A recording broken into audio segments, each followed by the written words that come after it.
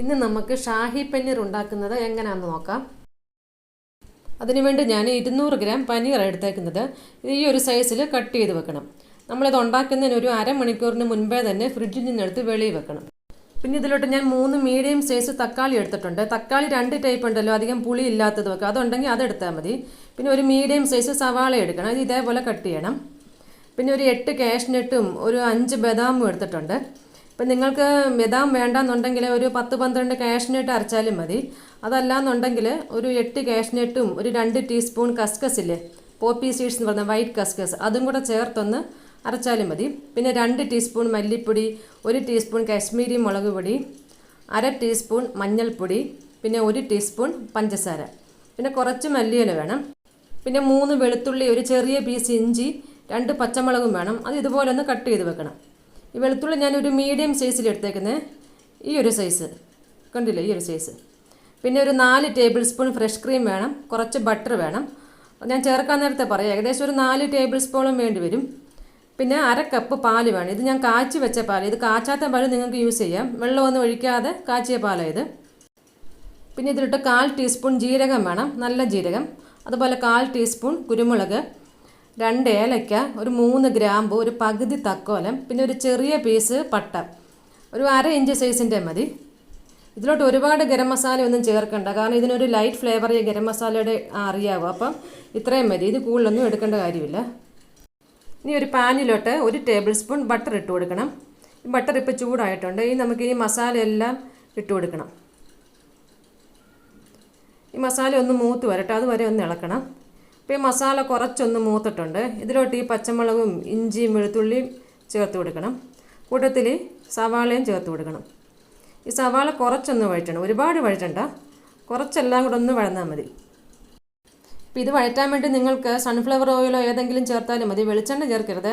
Butter ഇട്ടാൽ ഒന്നുകൂടെ നല്ല ടേസ്റ്റ് ആയിരിക്കും. എന്തുവായാലും നമുക്ക് ലാസ്റ്റിൽ കുറച്ച് ബട്ടർ ചേർക്കണം. പിന്നെ ഈ വഴറ്റാൻ നേരത്ത് വേണമെങ്കിൽ നിങ്ങൾക്ക് ഓയിൽ ചേർക്കാം. ഇപ്പോൾ ഇതെല്ലാം കുറച്ചൊന്ന് വഴന്നിട്ടുണ്ട്. ഇതിലോട്ട് നമുക്ക് ഈ തക്കാളി ചേർത്ത് കൊടുക്കാം. അതുപോലെ ഈ കാഷ്നട്ടും ബദാമും, ഈ തക്കാളിയും എല്ലാം കൂടി ഒരു 2 മിനിറ്റ് ഒന്ന് വഴറ്റി കൊടുക്കണം. ഇപ്പോൾ ഈ തക്കാളിയൊക്കെ കുറച്ചൊന്ന് വഴന്നിട്ടുണ്ട്. ഇനി നമുക്കിതിലോട്ട് കുറച്ച് വെള്ളം ഒഴിച്ചു കൊടുക്കണം. ഇപ്പോൾ ഇതിലോട്ട് ഞാൻ 1 ഗ്ലാസ് വെള്ളമാണ് ഒഴിച്ചു കൊടുത്തത്. ഇനി ഇതെല്ലാം കൂടെ ഒന്ന് വേവിച്ചെടുക്കണം. ഒരു മീഡിയം ഫ്ലെയിമിൽ ഈ തക്കാളിയും ഈ ഇട്ട് കൊടുത്ത സാധനങ്ങളെല്ലാം ഒന്ന് വേവണം. അതുവരെ ഒന്ന് അടച്ച് വെച്ച് വേവിക്കണം. ഇപ്പോൾ നമ്മൾ ഇട്ട് കൊടുത്ത സാധനങ്ങളെല്ലാം നല്ലതായിട്ട് വെന്തിട്ടുണ്ട്. വെള്ളമെല്ലാം കുറേ വറ്റി, ഇപ്പോൾ ലൈറ്റായിട്ടേ ഉള്ളൂ, ഇത്രയേ ഉള്ളൂ. ഇനി ഇതൊന്ന് ആറി കഴിഞ്ഞിട്ട് മിക്സിയുടെ ജാറിലിട്ടിട്ട് ഇത് നല്ലതായിട്ടൊന്ന് അരച്ചെടുക്കണം. ഇനി ഇതെല്ലാം കൂടെ മിക്സിയുടെ ജാറിലോട്ട് ഇട്ടിട്ട് കുറച്ച് വെള്ളം കൂടെ ഒഴിച്ചൊന്ന് അരച്ചെടുക്കണം. ഇതിപ്പോൾ ഞാൻ നല്ലതായിട്ട് അരച്ചെടുത്തിട്ടുണ്ട്. ഇനി ഒരു ബൗളിലോട്ട് ഒരു അരിപ്പ വെച്ച് കൊടുക്കണം. എന്നിട്ട് ഇതൊന്ന് അരിച്ചെടുക്കണം. കണ്ടോ, ഇതേപോലെ ഒന്ന് അരിച്ചെടുക്കണം. ഇത് അരിച്ചെടുക്കുന്നത് എന്തിനാണെന്ന് വെച്ചാൽ ഇതിൻ്റെ ഗ്രേവി വന്ന് കുറച്ച് സ്മൂത്തായിട്ടിരിക്കണം, നല്ല ക്രീമി ആയിട്ട് ഇരിക്കേണ്ടത്. അതുകൊണ്ടാണ് നമ്മളിത് അരിച്ചെടുക്കുന്നത്. ഇതിപ്പോൾ ഞാനിവിടെ അരിച്ചെടുത്തിട്ടുണ്ട്. ലാസ്റ്റിൽ കണ്ടോ ഇത്രയും ഒരു മട്ട് പോലെ വരും, അത് എടുക്കണ്ട. ഇനി ഒരു പാനിലോട്ട് 2 ടേബിൾ സ്പൂൺ ബട്ടർ ഇട്ട് കൊടുക്കണം. തീ ഈ സമയത്ത് കുറച്ച് വേണം വെക്കാനും. ഇപ്പം ബട്ടർ ഇവിടെ കുറച്ചൊന്ന് ചൂടായിട്ടുണ്ട്. ഇനി ഈ പൊടികളെല്ലാം ചേർത്ത് കൊടുക്കണം. ഈ പൊടികളെല്ലാം നമ്മൾ നേരത്തെ എടുത്ത് വെക്കുകയാണെങ്കിൽ ഒന്നിച്ചിട്ട് കൊടുക്കുക, അങ്ങനെയാണെങ്കിൽ ഇത് കരിഞ്ഞു പോകത്തില്ല. എന്നിട്ട് ഇതിൻ്റെ പച്ചമണം പോകുന്നിടം വരെ ഒന്ന് ഇളക്കണം. തീ കുറച്ച് വെച്ചുകൊണ്ട് വേണം ഇളക്കാൻ, അത് പ്രത്യേകം ശ്രദ്ധിക്കണം.